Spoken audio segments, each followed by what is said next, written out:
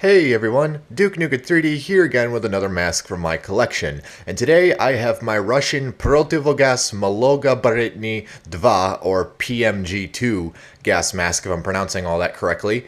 This is another mask which is a bit more complete, however, again, is missing a few items, but not that much, honestly.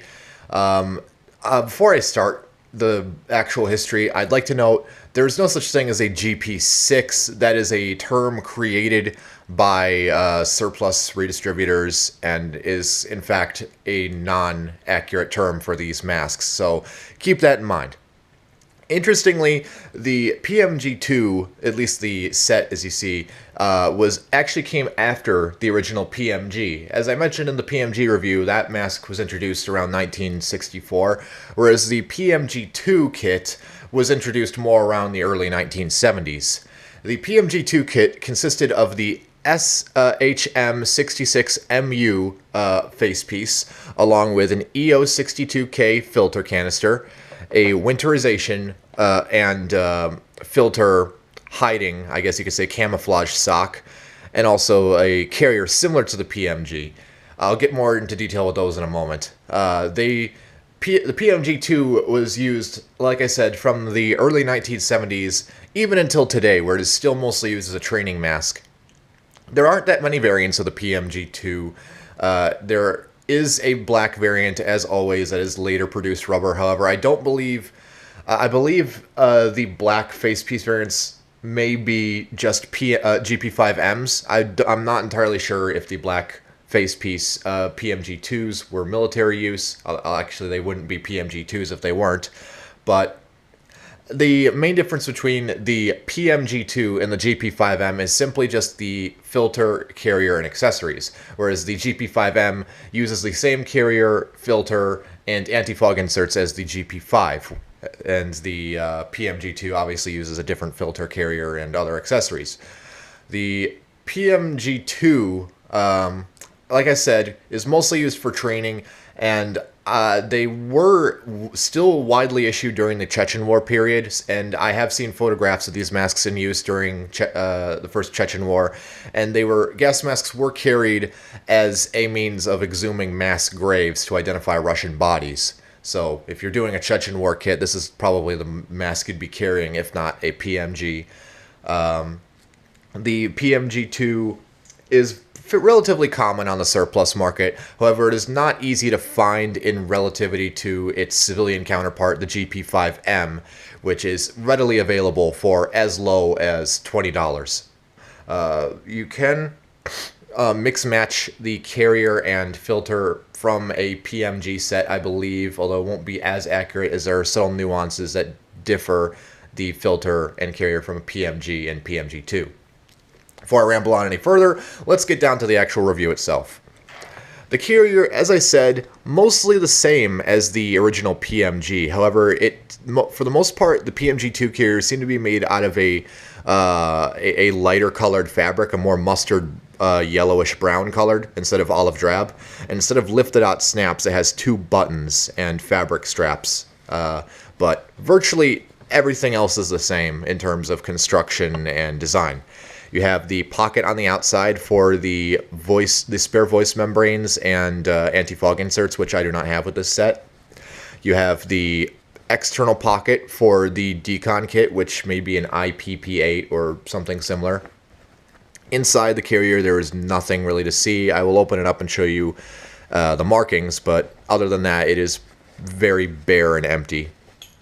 These are the markings on the carrier. I do not know the exact designation of the carrier. I know probably Dr. Joris knows it. Someone will obviously correct me in the comment section, because I have quite a few Soviet experts that frequent my channel. And aside from that, typical, very thin but still rugged shoulder strap and thin canvas waist strap with clip. The filter, like I said, that these masks typically come with is a brown EO62K filter, and mine is a bit dinged up, as you can see, very used and probably not safe to breathe through at all. But this would be the correct filter to use with the PMG-2 kit. They might have used PMG EO18 canisters, but that's probably unlikely, if not rare. And As always, the filters typically came with a winterization filter sock, and these were designed to both A, camouflage the filter's reflectiveness, and B, to also prevent snow and mud and dirt from getting inside the filter inlet. And it also helped, it didn't waterproof the filter, but it made it a bit more resistant to water getting in. And it simply fit over like this, like a sock, and then screwed onto the mask itself. The mask, as you can see here, mine is one of the typical variants made out of white rubber. It is quite used, as you can see. There are stains all over it. However, the mask is in good condition with no dry rot or anything. And as you can see, virtually almost identical to the face piece of the GP5. However, the obvious differences of the mold being changed to integrate a central voice membrane similar to the SHMS style. And it does have cutouts in the ears for use with radio equipment, and a lot of people will say that this is bad because, like, oh, gas will get in your ears, and really, if that was a concern, you'd be wearing a chemical suit in general, so it's really a non-issue, so keep that in mind as well. Other than that, pretty much the same as a GP5, other than, again, the addition of a voice membrane and cutouts for the ears. The cutouts for the ears make the mask actually a bit more comfortable, like in terms of how close it fits the face piece for some reason. But at the same time, the edges of the openings, especially around the back, will start to dig into your ears and be more uncomfortable. So you sacrifice one area of comfort for another. The markings on this mask, you have a face piece lot of 28, and mine is made in Moscow in the second quarter of 1974. Mine is a size large, which is 3, and the Y is actually U, which stands for the Russian word for improved, meaning that this is a slightly thinner rubber. If it was just a size 3 marking, then it would be thicker rubber, but this is the thinner rubber variant. The voice membrane is replaceable, as I've hinted at. It simply unscrews, then you have the voice membrane plate itself, and then you have the retainer ring and the membrane itself, and then a rubber gasket to hold it all in. I don't have the spare voice membranes for this mask, unfortunately. They are a bit hard to find on their own, and typically when you see a listing for spare voice membranes, they're typically the ones for the PBF and not for a SHMS or a PMG-2 like this. Really, there isn't anything else to show, so I'll show you the interior and then wrap up the video for you guys.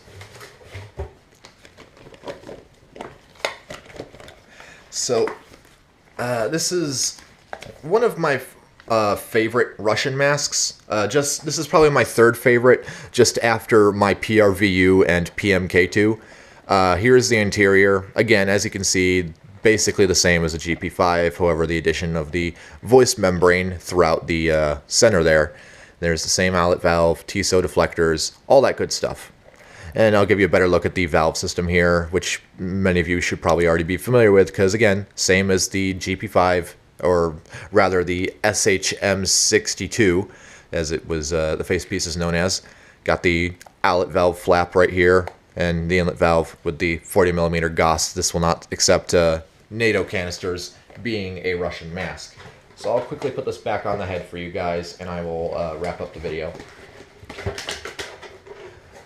There actually are a couple stamps inside the face piece, but I think they're too faded to the point where the camera won't be able to pick them up, so I won't bother with that.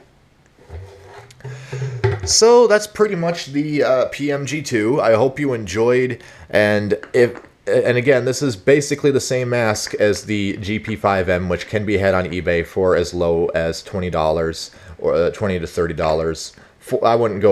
I wouldn't pay over $40 for one of these, honestly. Even though they're nice masks, I would definitely pick one of these if I had to choose between a GP5M or a GP5, simply because of that added voice membrane and added comfort with the ear cutouts. Again, really isn't too much to say about this one, but I hope you enjoyed, and I hope you learned a thing or two. Be sure to drop any questions, comments, corrections down in the comment section below relating to this mask, and I will reply to you as soon as I can. I'm Duke Nuke 3D, and I will see you all later.